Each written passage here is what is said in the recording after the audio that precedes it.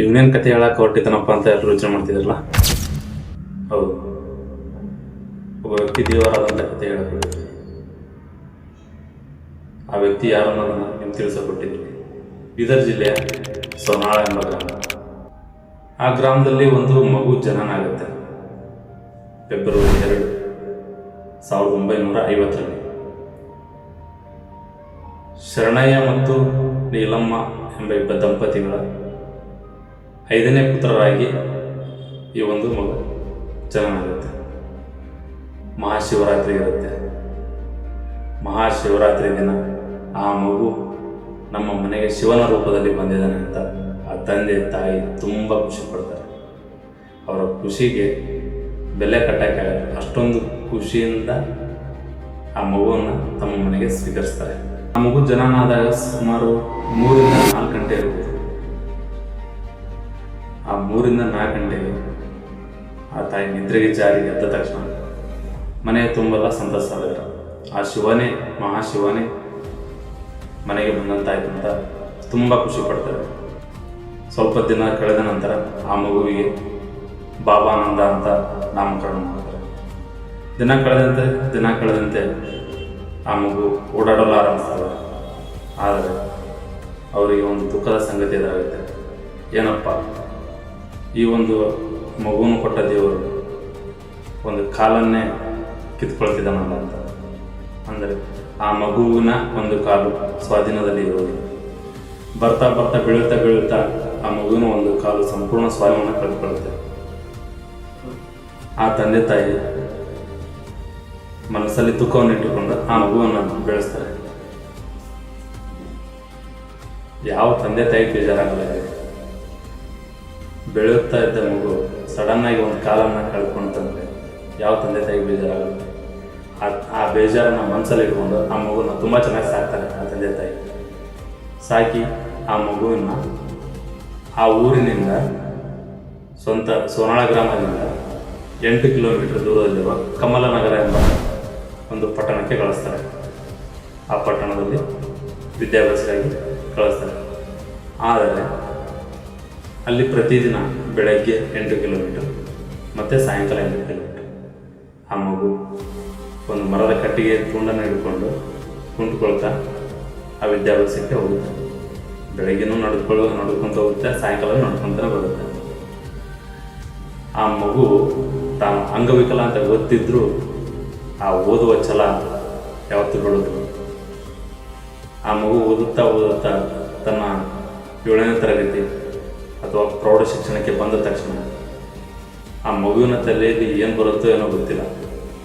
ಸಡನ್ನಾಗಿ ಆ ಮಗು ವಿದ್ಯಾಭ್ಯಾಸವನ್ನು ಕಲಿಯುತ್ತಾ ಊರಲ್ಲಿ ಗ್ರಾಮಸ್ಥರನ್ನು, ಹಿರಿಕರನ್ನು, ಆಮೇಲೆ ತಾಯಂದಿರನ್ನು ಕೂರಿಸ್ಕೊಂಡು ತನ್ನ ಚಿಕ್ಕ ವಯಸ್ಸಿನಲ್ಲಿ ಇನ್ನೂ ಪ್ರಪಂಚದ ಅರಿವನ್ನೇ ಮೂಡದ ವ್ಯಕ್ತಿ ಬಸವ ಪುರಾಣ ಹೇಳೋಕ್ಕೆ ಶುರು ಮಾಡ್ತಾರೆ.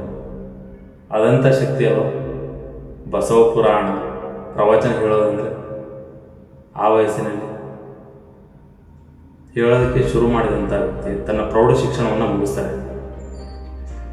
ತಮ್ಮ ಪ್ರೌಢ ಶಿಕ್ಷಣವನ್ನು ಮುಗಿಸ್ಕೊಂಡು ಅವರು ತಮ್ಮ ಮನೆಯಲ್ಲಿ ಸ್ವಲ್ಪ ದಿನ ಕಾಲ ಕಳೀತಾರೆ.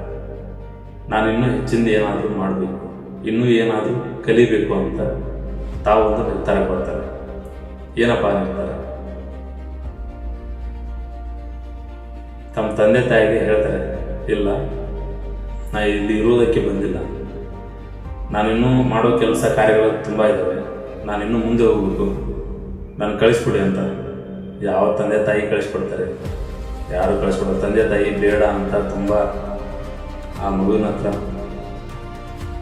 ಮಾತಾಡ್ತಾರೆ. ಆದರೂ ಆ ಕೇಳದ ಮಗು ಇಲ್ಲ, ನಾನು ಹೋಗಲೇಬೇಕಂದಾಗ ತಂದೆ ತಾಯಿ ಆಶೀರ್ವಾದ ಮಾಡಿ ಆ ಮಗುವನ್ನು ಕಳಿಸ್ಕೊಡ್ತಾರೆ. ಆ ಮಗು ಎಲ್ಲಿ ಹೋಗುತ್ತೆ, ಏನು ಮಾಡುತ್ತೆ